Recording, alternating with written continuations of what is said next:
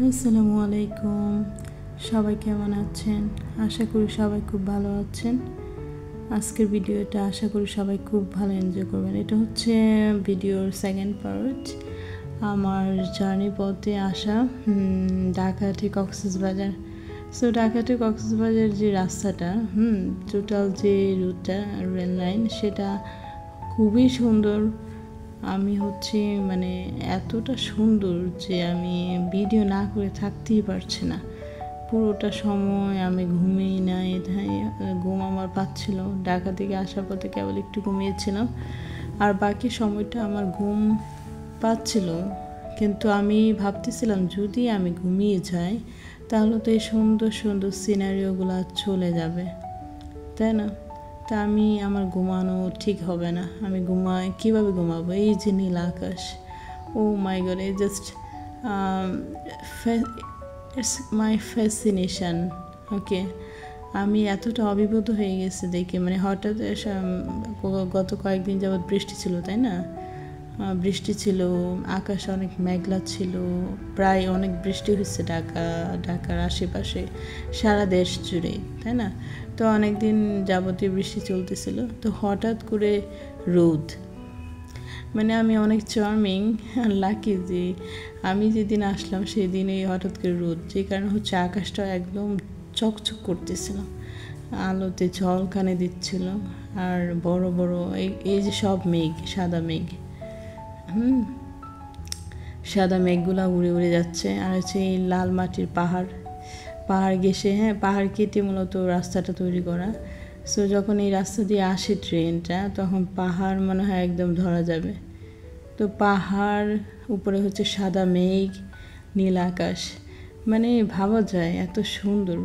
মানে কীভাবে এটা এক্সপ্লেন করার আসলে কোনো শব্দই নেই। মানে এত সুন্দর এটা, আমি কোনো শব্দ খুঁজে পাচ্ছি না যেটার মাধ্যমে আমি এক্সপ্লেন করতে পারি যে কতটা সুন্দর, কতটা মনোমুগ্ধকর, একদম প্রাণ জুড়িয়ে যায়, চোখ জুড়িয়ে যায়।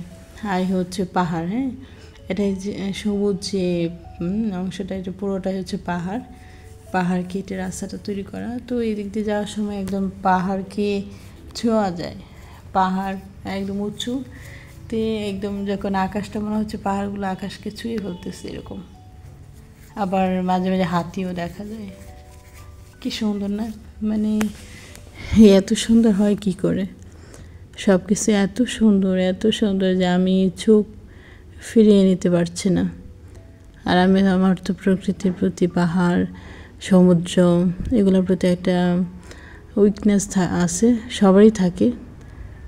পৃথিবীতে এমন কোনো ব্যক্তি খুঁজে আপনি পাবেন না যার সমুদ্র ভালো লাগে না, যার পাহাড় ভালো লাগে না, যার প্রকৃতি ভালো লাগে না। আমরা সবাই কিন্তু প্রকৃতির প্রতি অনেক বেশি আগ্রহী।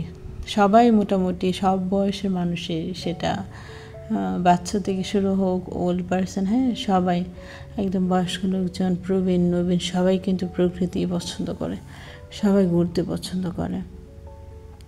হয়তো কারো সময় হয়, কারো সময় হয় না, আবার কারো ইচ্ছা আছে কিন্তু শরীরে শক্তি নেই। তো এইগুলো, তাই না? তবে আমি বলবো সবার ঘুরতে আসা উচিত, কারণ ঘুরতে আসলে সে পৃথিবীটাকে দেখতে পারবে, বুঝতে পারবে যে কত সুন্দর পৃথিবীতে আমরা থাকি, তাই না?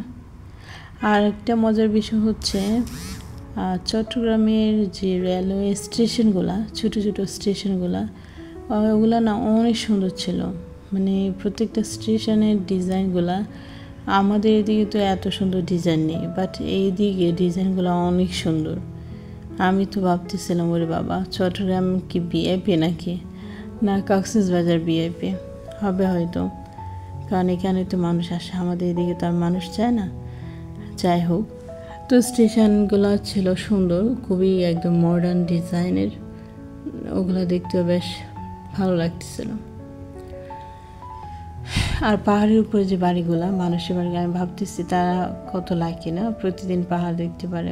তাদের জীবনকাল অনেক কঠিন, সব কিছু অ্যাভেলেবেল না তাদের এখানে। তারপর হচ্ছে লাল মাটির পাহাড়ের উপর যে বসবাস করে, এটা অনেকটা রিস্কি, তাই না? বাট ওভারঅল তাদের লাইফস্টাইলটা কমপ্লিটলি ডিফারেন্ট। এবং খুব সুন্দর, সহজ সরলে খুবই ভালো।